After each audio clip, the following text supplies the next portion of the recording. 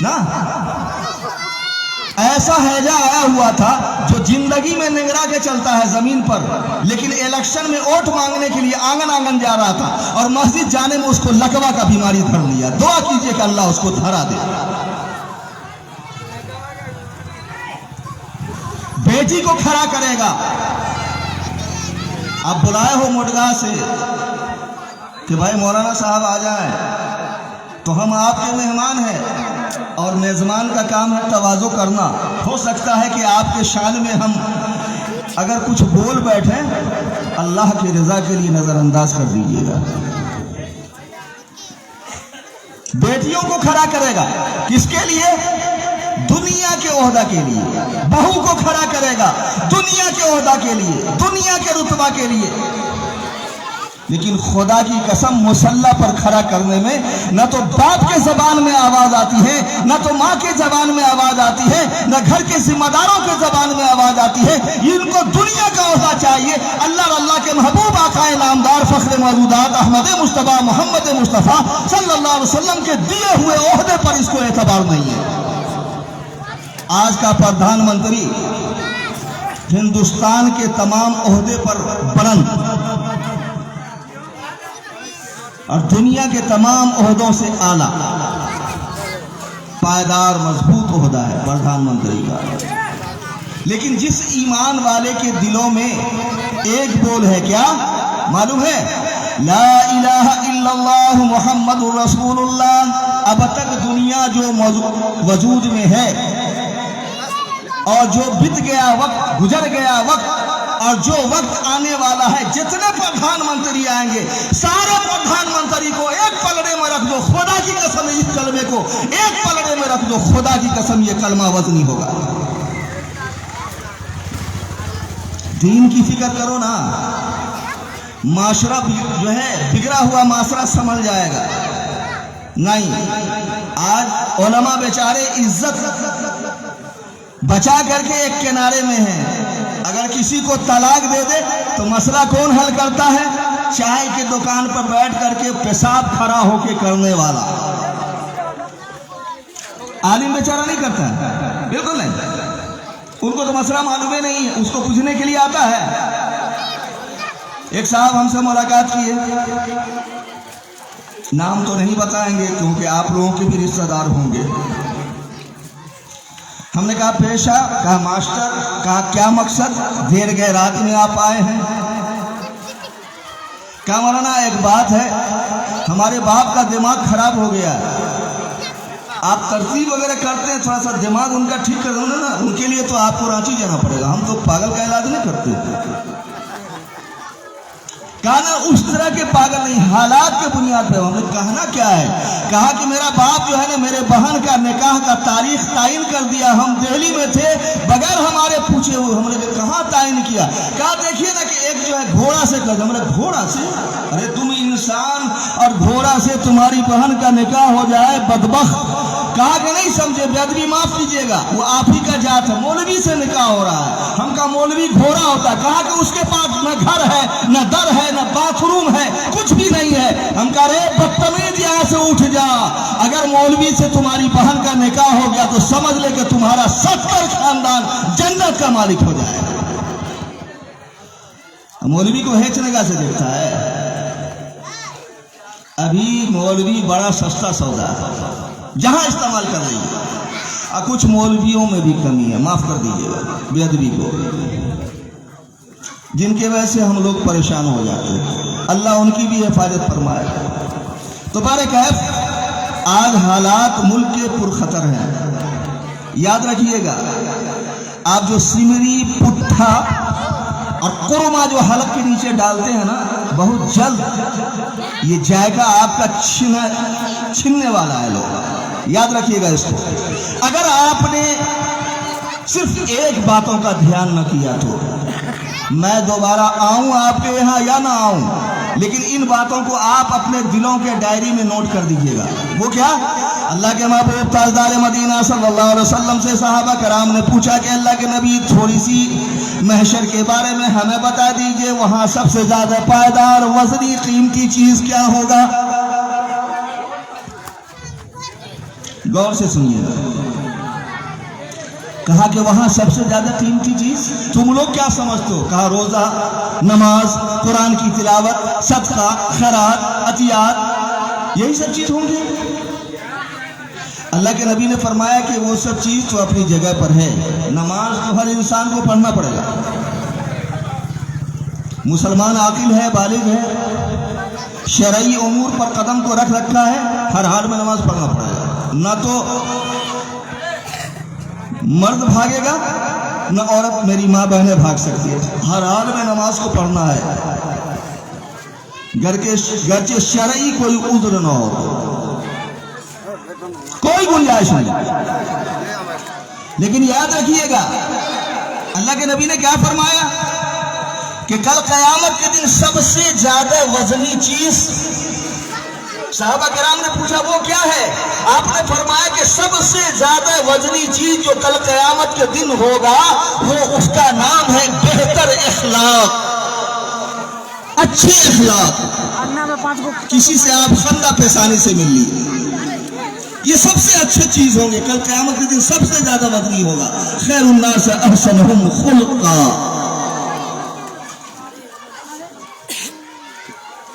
फरमाया कि जिसके अखलाक सबसे अच्छे होंगे ना, कल क़यामत के दिन याद रखिए कि सबसे बेहतर इंसान वो होगा, सबसे बेहतर इंसान। आज कितना बेहतर अखलाक है हमारा, माफ कीजिएगा। अल्लाह हम सबों की हिफाजत फरमाए। कभी पानी पीने पिलाने पर झगड़ा, कभी घोड़ा आगे बढ़ाने पे झगड़ा, यूं ही होती रहती है तकरार उनमें, यूं ही चलती रहती है तलवार उनमें। बात बात पे झगड़ा, बात बात पे रगड़ा। हम किसी से कम नहीं, 5 गो इधर 5 गो उधर 5 गो उधर, और बस गांव को बर्बाद करते रहिए, नस्लों को जाया करते रहिए, आने जाने वाले नस्लों को जो है आप जो है रोकते रहिए। कल क़यामत का दिन होगा, अल्लाह का अदालत होगा, अल्लाह के सामने आप खड़े हो जाओगे। आज दुनिया में आप रोकते हो, कल क़यामत के दिन अल्लाह आपको रोकेगा। ये जमीन आपकी नहीं है, ये जमीन किसकी है? अल्लाह की है। इसका खिसरा खाता सब आपका होगा, लेकिन आप इसके मालिक नहीं हैं, अल्लाह इसका मालिक है, अल्लाह इसका मालिक। ख्याल कीजिए कि आपको जाना है, मरना है, कुछ करके चले जाइए, कुछ करके चले जाइए। कोशिश कीजिए कि आप आपस में जितना एक दूसरे के बीच निफाक हो, एक दूसरे के बीच तनाज़ात हो, लेकिन आप कोशिश कीजिए कि कल क़यामत के दिन आने की बात तो बईद है, कब्र में जाने से पहले पहले हम अपने भाइयों को गले लगा लें। आज देखिएगा ना, एक रस्म है हमारे मुसलमानों में, वो रस्म क्या, किसी की मौत हो गई, सारे लोग जाएंगे, फर्ज नमाज को छोड़ देगा, जनाजा में आएगा 300 किलोमीटर से। फर्ज किफाया है, अरे कोई एक आदमी पढ़ दिया, सबके तरफ से 2-3 आदमी पढ़ दो, अदा हो गया, ये तो फर्ज किफाया है। यहाँ फर्ज नमाज को छोड़ दिया। एक साहब बैठे हुए थे, हमने कहा कि आप जो जनाजे की नमाज में जा रहे हैं, आप फर्ज नमाज पढ़े थे? कहा वो तो तोरार के लिए हो, ये नमाज से हमरे लिए। हम कहा अल्लाह करो कि तू पढ़ते रहो जिंदगी में, बगैर नमाज के नमाज पढ़ते रहो। एक हदीस हम बता देते हैं आपको, इसको नोट कर लीजिएगा। उन बेवसूल लोगों को आप जनाजे में हरगिज़ न बुलाओ। जानते हो कि ये नमाजी नहीं है, जानते हो कि अल्लाह के सामने सर को टेकने वाला नहीं है। खुदा की मैं कसम खा के कहता हूं कि अगर किसी मरने वालों के जनाजे की नमाज में 5 आदमी मौजूद है जो बिला नागा 5 वक्त की नमाज पढ़ता है, खुदा की कसम अगर दिल से अल्लाह के सामने उस वक्त जनाजे की नमाज में वो कह दिया कि अल्लाह मरने वाले से मैं राजी हूं, अल्लाह पाक अपने शान किबरियाई के सदके में मरने वाला पूरे जमीन के अंदर जो जगह खाली है, आसमान और जमीन के बीच में जो खला है, इतना गुनहगार है वो इंसान, अगर ये 5 नमाजी मिलके कह दिया कि अल्लाह मैं राजी हूं इनसे, अल्लाह तू राजी हो जा, अल्लाह पाक अपने शान किबरियाई के सदके में उसके तमाम गुनाहों को माफ फरमा देता है। 300 किलोमीटर से आ रहा है, बेनमाजी इमाम साहब खुदा न खास्ते भाई जनाजा का हुक्म है, क्या हुक्म है? ज्यादा देर लोगों का इंतजार करना मकरूह है, इसलिए हम नहीं कर सकते। हमारा बाप दादा जो है इतना बड़ा बड़ा मौलाना रहे, तू आए हो कहां से पढ़ करके? अभी 4 घंटा रुका जी, जिंदगी में बाप को सलाम नहीं करेगा। और जब मर गया दरभंगा से पत्थर मंगा करके, बर्फ वाला पत्थर मंगा के कहता ले बाप कभी तो थोड़ा पानी पी लियो ना, ले अब जिंदगी मरे के बाद तू पीते रह, घुट घुट पीते रह। पत्थर में लगा के 3-3 दिन सड़ा के रखा, बदतमीज नालायक मरदूत सब। कहेगा हम मुसलमान हैं। शरीयत का हुक्म है कि लड़की जवान हो तुरंत शादी कर दो, मुर्दा मर जाए फौरन दफन कफन का इंतजाम करो। कोई जरूरी नहीं कसीर तादाद में लोगों को यकजा होने की, चंद लोग यकजा हो गए वही काफी है। तो हमारे यहाँ एक रस्म जो मैं बता रहा था, वो रस्म क्या है? अब जनाजे की नमाज से पहले इमाम साहब ऐलान करेंगे, भाई मरने वाले को तो आप जान रहे हैं, हाँ इनका लेन देन माफ कर दीजिएगा। अगर नहीं बर्दाश्त होती, इनका लड़का फला है, इनके वारिसीन से आप मुतालबा कर लीजिएगा। हमरे जैसा अगर बेवकूफ मौलवी रहेगा तो वहाँ कहेंगे हम खड़े होके 5 लाख रुपया बुढ़ा का मरने वाला जो है लेकर के चला गया, दे देगा? यही शरीयत है। वहाँ जाके बक दीजिए, हो गया माफी हो गया। नहीं, इतना सुना है, चला रहा है चलाते रहो आप, इसका नाम शरीयत नहीं है। शरीयत क्या है मालूम है? तुम्हारे घर में कोई आदमी बीमार हो गया, अब देख लो कि ये बिस्तरा पड़ गया, हालत मर गए, बिस्तरा पकड़ लिया, हालत मर गए।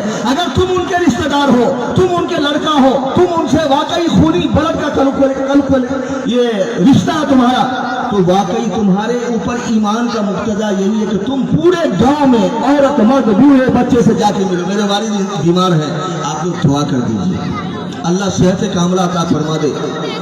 और अगर दुनिया से ले जाए तो ईमान की हालत पर ले जाए। लेकिन एक दरखास्त आप लोगों से, क्या मेरे वालिद मोहतरम का आप लोगों के यहाँ कोई लेन देन का मामला भी है? अगर है तो मुझे बता दीजिए, मुझे बता दीजिए, उनकी जिंदगी में हम अदा कर देंगे। आप सबसे मिल करके ये बात पूछिए, शरीयत इसको कहते हैं। मरने वाला अगर सोच ले कि हाँ वाकई हम मरने वाले हैं,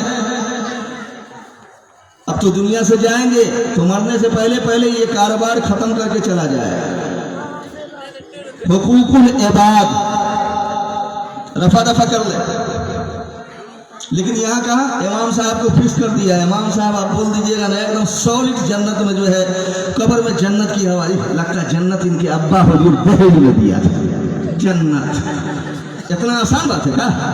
जन्नत, अरे जन्नत में जाने के लिए जन्नत वाला जो है शक्ल हो, जन्नत में जाने के लिए जन्नत वाला किरदार हो, जन्नत में जाने के लिए जन्नत वाला अफआल हो, जन्नत में जाने के लिए अल्लाह के महबूब जनाब मोहम्मद रसूलुल्लाह सल्लल्लाहु अलैहि वसल्लम का किरदार तुम्हारे जिंदगी में हो, फिर जन्नत है, वरना जन्नत के बारे में सोचना भी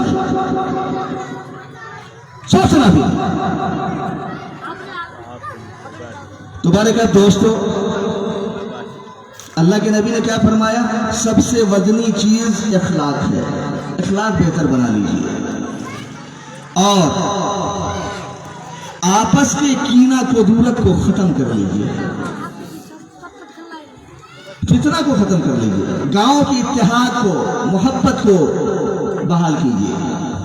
मर जाना हम लोगों को, कोई एक आदमी हमको हाथ उठा के इस मजमा में बता दे, मौलाना साहब हाँ हमको अल्लाह मियाँ से बात हो गई, अभी 4-5 साल हम रहेंगे। एक आदमी हमको बताओ। अरे भैया कल की बात, साल की बात, यहाँ पल की खबर नहीं, पल की खबर नहीं।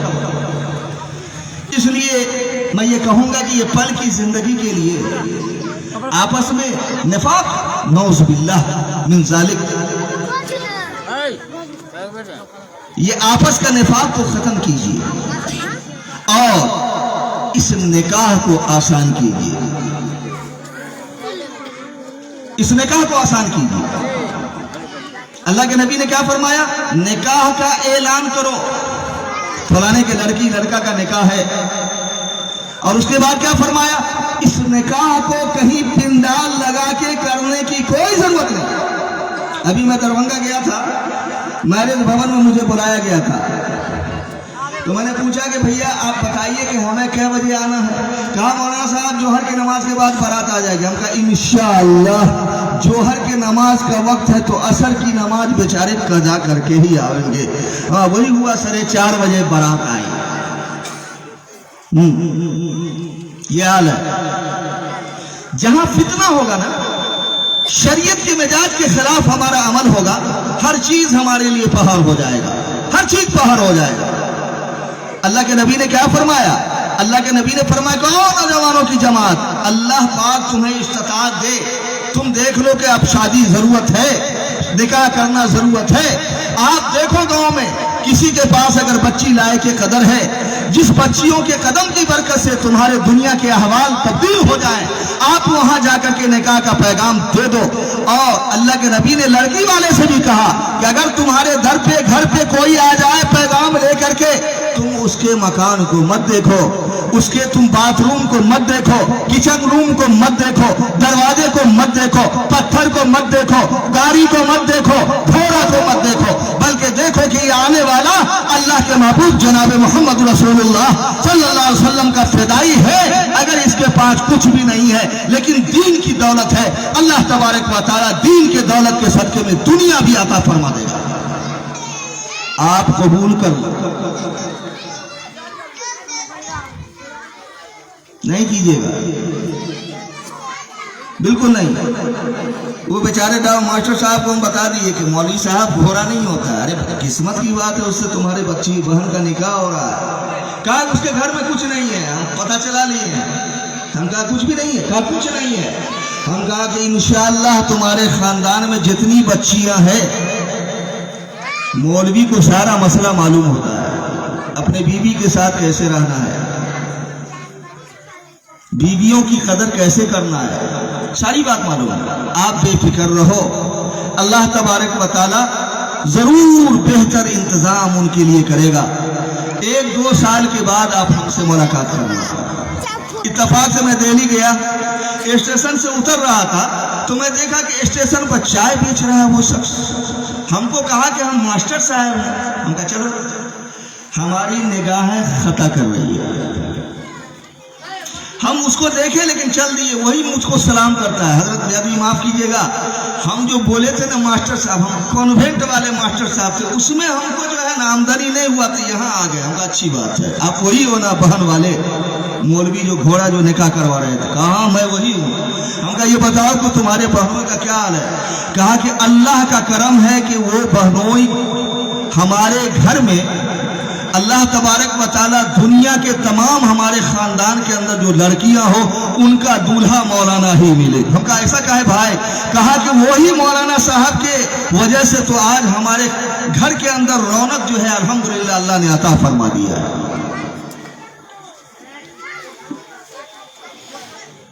تو حقارت کی نگاہ سے مت دیکھیے علماء کو، چالاکی مت کیا کیجیے. آپ سوچیے کہ ہم بلی گاؤں میں رہتے ہیں، بڑے چالاک ہیں، ہم کو سب پتا ہے. آپ کا مڈگاؤں ہم بھی رہتے ہیں نا، 30-35 برس سے ہم آپ کے ساتھ رہ رہے ہیں، سب پتا ہے اس حلقے میں کہاں کیا ہو رہا ہے، سب ہم جان رہے ہیں.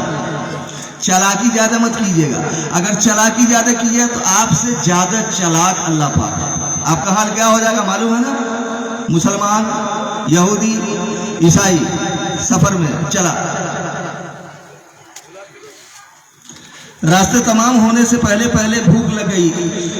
یہودی نے کہا کچھ کھانے کا؟ ہاں. مسلمان نے کہا کہ عیسائی کے پاس 1 روٹی ہے. کہا تم؟ کہا نہیں میرے پاس ہے. کہا کہ ہم 3 روٹی ہے. کہا کہ ہاں. کہا کہ اگر ہم لوگ 1 روٹی مل کر کے تینوں کھا لیتے ہیں، سفر تو ابھی ایک حصہ بھی طے نہیں ہوا ہے تو مشکل ہو جائے. ایسا کرتے ہیں ہم لوگ جو ہے دن گما کے سو جاتے ہیں، رات میں جو بہتر خواب دیکھے گا نا روٹی وہی کھائے گا. سو گیا. کیونکہ آپ لوگ کتنا چلاک ہے ہم کو سب معلوم ہے. ایک تو مڈگا ہے ہی چلاک میں اسٹوٹ نمبر پر، لیکن آپ اس سے بھی کوئی کم نہیں. اللہ حفاظت فرمائے. تینوں سو گیا معاہدہ کر کے کہ جو سب سے اچھا خواب دیکھے گا روٹی وہی کھائے گا. بیچارہ یہودی بھی سو گیا، مسلمان بھی، عیسائی بھی. جب مسلمان دیکھا کہ یہ دونوں خراٹا لینے لگا، سونے والا جو خراٹا ہوتا ہے، تو مسلمان کو یقین ہو گیا کہ یہ دونوں اب سو گیا ہے. یہ اپنا چٹ اٹھا بغیر بسم اللہ کے روٹی ہضم کر دیا. کہا کہ کم وقت پتہ نہیں یہ خواب پتہ نہیں کیسا دیکھے گا، روٹی ہم کو نصیب ہوگی کہ نہیں ہوگی. اپنا سو گیا.